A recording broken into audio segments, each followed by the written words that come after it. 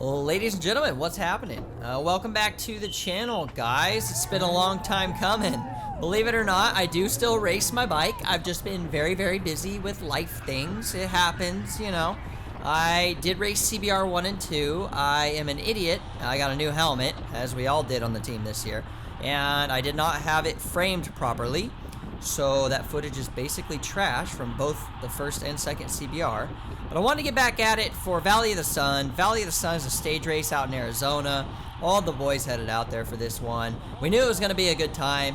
In particular, we knew stage 3 was going to be a good time. This is the Cat 3 criterium. I'm very stoked to break this one down for you guys. A little bit of background. Valley of the Sun is a stage race. Like I said, it's general classification. It's all based on time. We were not in GC. Nobody really put up any crazy good performance. I was supposed to do well in the TT, but I'm an idiot. I don't know how to route my chain correctly, so I was having crazy drivetrain losses. At one point, I looked down. I was going into a headwind doing 340 watts, and this is in position, and I was straight up doing 19.8 miles an hour. So that tells you anything. My boy Spencer here, sitting in front of me right now, only did 30 seconds slower, and he's on his road bike. So at the end of the day, it was just not a good effort. I did get the boys 2 minutes up the road the next day in the road race.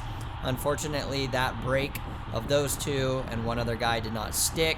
So kind of our last chance here is to throw down in the criterium and make something happen. This is our bread and butter, like I said. We had a plan coming into it. So first things first, let's talk about that plan. Let's talk about this crit, the course, and basically how everything is gonna pan out. Alright, so best case scenario here, our newest addition, Ansel, on my team.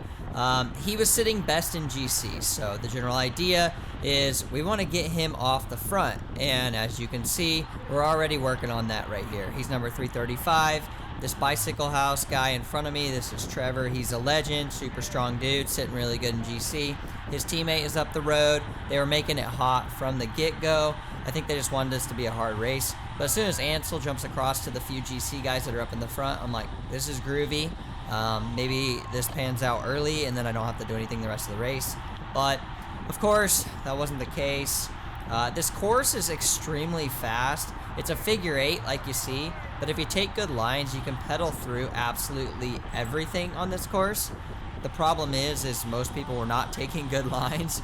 You can just see it here, like towards the front, it's pretty good, but I got filtered kind of towards like proper mid-pack or the back a little bit later in the race, and it was just so hectic. I was like, good Lord, I gotta get out of here. So I made my way back to the front, sat probably top 15 wheels for 99% of this race. It was really strung out in single file because it was a smaller field. So that makes it a little bit tougher to sort of like hide in that bubble as you would in maybe like a CBR Cat 2-3 race. Right there you see, I mean, I can just fly through these corners. I can fly through these corners so much, in fact, that I was using them to attack later in the race. I thought maybe, you know, if I could sneak away or at least make it a little bit harder, keep it harder, a little less surgy, that would help save some of my teammates' legs for later in the race. It didn't look like it was going to be a breakaway type day. Pretty much everything that went was immediately countered, immediately chased. So we kind of knew this was going to be a lead out scenario. So really, I'll show you guys a couple quick attacks. You guys can watch the rear cam and see how on it everybody is. But then we're going to jump into like the last 4 or 5 laps here because I want you guys to see what we did as a team. I want to break down what was going through my head, talk about what we did right and what we did wrong. All right, jumping ahead, guys. This is basically what I was talking about. The cornering is just like, it's not really hitting an apex. I was getting pretty frustrated with it, so I did a little bit of a surge out of the corner here, and I was like, all right, I'm over this. I'm just going to take my own lines. So I just kind of come flying up here, and I'm like, I'm just going to stay on the pedal. I did 600 watts through that corner, guys. Like, it's not that hard. Just pedal through it, and then I can pedal through this one too. So that's what I was using to get a little bit of a gap here. The GC leader followed me, and so did one of the ChristianCycling.com dudes. He's a pretty strong TT guy. He did really well in stage 1. But nonetheless, I'm kind of looking back here, and I realized all it's doing is stringing things out. I did get a little bit of a gap out of the corner initially, but this kind of thing isn't going to go anywhere, and we're also only like 15 minutes into the race or something. I guess that's another important thing to mention here is it was only a 35-minute crit, so it was all out power, all out full gas the whole time. 28 mile an hour average. I did 290 watts or something for that effort, which is pretty solid considering I'm like 160-ish pounds right now. Not quite race weight yet, but we're getting there. And yeah, so, you know, threw a couple attacks like that, but everybody was so motivated all day long, and if a GC contender was involved in any of the moves, then it was gonna go nowhere because they were all just chasing each other. So Preem's got a little hot. My boy Ansel, teammate, took home a Preem. Zach tried to grab one later on. He didn't end up getting one, but we gave it a good go. So yeah, I'm gonna jump ahead now and let's break down the last few laps here, which is the good part.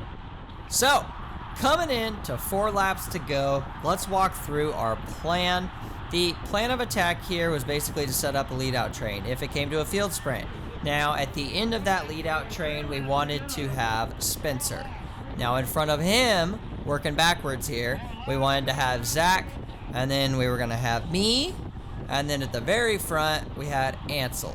Now, Ansel, we thought, could probably get us, like, through, hopefully, like, that weird, like, 2 to go lull, and then also, you know, pull us kind of into that backside straight on 1 to go. And then I was basically going to send it all the way down that back straight, drop Zach off with about 2 corners to go, and then he was going to take Spencer to the line. Now, whether or not that shakes out, that's to be seen. But what I do want to say here, oh gosh, by the way, here's a fun moment. Ready? Oof. That was a close call. Really the only close call I personally had in the race. I was just a little bit scared there, but oddly I was calm, cool, and collected. So coming to the end of the race, though, there's always stuff like that going on when people are fighting for position. One thing I want to say I'm super proud of, though, getting back to that, is the way that we rode together as a team. So basically the whole race, we could see each other no problem. So even now, if you look back in my rear cam, you can see Spencer is only like 2 wheels away, and this is like 4 to go. So at this point, it's just so much easier for us to get organized and do what we planned if we're all riding near each other. And at this point in the race, I am going to basically accelerate and make sure I stay in the top 10 wheels kind of the whole time. I want to really get involved in this and make sure everything stays welded together. So I'm thinking at this point that Spencer or somebody on my team is on my wheel or close by. So I'm going to do steady efforts really hard out of the corners and try and keep everything patched up nicely. So we're about to be coming in to 3 to go, and you know, at this point we need to start like forming things up, but the course is pretty long and there is a lot more time than you realize. One thing as a team that we've done that we've kind of like not really been doing well is getting organized at the right time. We've been doing it a little bit too early and it's come back to bite us. So 3 to go. They're throwing preem laps out there, but nonetheless, it's time for us to start getting organized and do the thing. All right, this is about halfway through, 3 laps to go. As you can see, Ansel, 335, is slotting up on my right. And then just to my right here, you can see that front wheel. That's Spencer. So Spencer just overtook me. And then right behind me in my rear cam, you will see my final teammate, Zach. So we're all together coming into 2 to go, and that is just absolute money because we can do things like this. When it gets super strung out, Spencer is supposed to be saved, so I can slot over. This rider 323 is absolutely dying in the straight and can't do it, so I'm going to give Spencer a little shelter here, and I'm going to do the 5, 4, whatever 100 watt effort to close this gap down. Now I don't want to motor it too awful hard because I don't want to hurt my sprinter's legs, and the general idea here is to close the gap slowly, but keep the power up and steady. That way he's not surging, accelerating, taking each snap out of his legs for the finish. So at this point, we're all communicating super well. If you can hear the actual race footage, Spencer is telling me where he's at. He tells me to let Ansel know I'm there, and then he also tells me that Zach is behind him. So I'm telling Ansel here, patience, patience, we have a long way to go. We have 2 full laps which is still like 2 miles out. So I'm telling Ansel, come back in, slot in. Spencer's on my wheel, I know that. And that's exactly why communication in the train like this, especially as Cat 3s, like, we nailed this. Knowing where everybody's at is huge. At this point in the race, I'm doing 400 watts. I'm just head down, trying to make sure we stay in a good position here. So we're sitting a little ways back, it might seem like, but we've done this so many times where a lull will happen and we'll accidentally get thrown off the front when we don't really want to. We can only really sustain this for probably like a lap and a half, if anything. So what I'm thinking at this point is that hopefully Zach has moved up onto my wheel, but I'm not 100% sure. So I'm telling Ansel, like, not yet, not yet, not yet, but we get kind of shuffled to the front here because everybody slows down, and I'm telling Ansel just tempo, man. So this is not exactly according to plan. I still think we're on the front a little too early.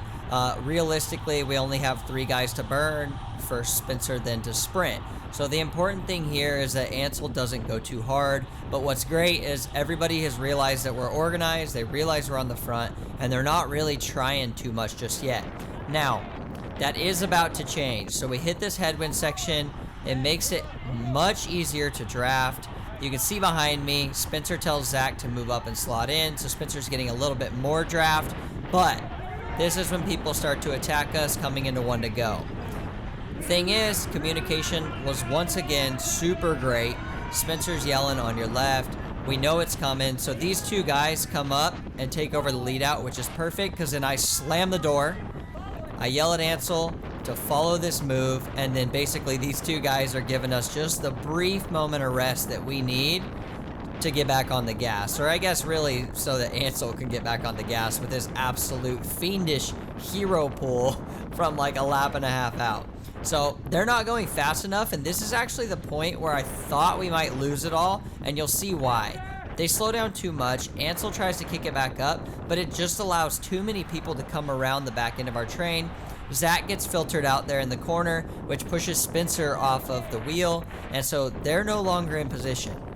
Now, Ansel is still drilling, but if you think about it, if I would have taken over here, we probably would have run into trouble, but Spencer does the right thing, makes the effort, and gets back on my wheel. So he dominates that corner, takes the outside, and then he's on the inside coming into the chicane. Ansel is absolutely burying himself. At this point, though, our one mistake is that I don't know that Zach is no longer behind me. I wasn't able to look back. I'm just going hard behind Ansel. So I'm thinking at this point, I'm just doing my full pull here, only like 10 seconds, whatever. Get him as close to the corner as I can, and I think I'm actually dropping Zach off in front of Spencer here, but that's not the case. So Spencer is actually stuck out in the wind for a little bit longer than we wanted him to be, but with 2 corners to go, it's maybe 350 meters, and I know nobody's coming around Spencer. The dude has an animal of a sprint, like it's absolutely insane. But what happened there is Tommy Fang from Team 6 dove underneath and started sprinting, so it actually allows Spencer to grab this sprinter's gap, slots over behind Tommy. He comes into a slipstream, passes him, and then nicks him at the line, just perfect. Comes around with 3 to 4 miles an hour. I can see from back here as soon as Spencer passes him and posts up huge. So we got the team win. It wasn't the prettiest lead out ever, but as a bunch of Cat 3s, man, whew, couldn't get much better than that. So I'm super stoked on this. If you guys want to see the full race, stick around. Watch that one next if you want to see all the stuff in between the breakdown.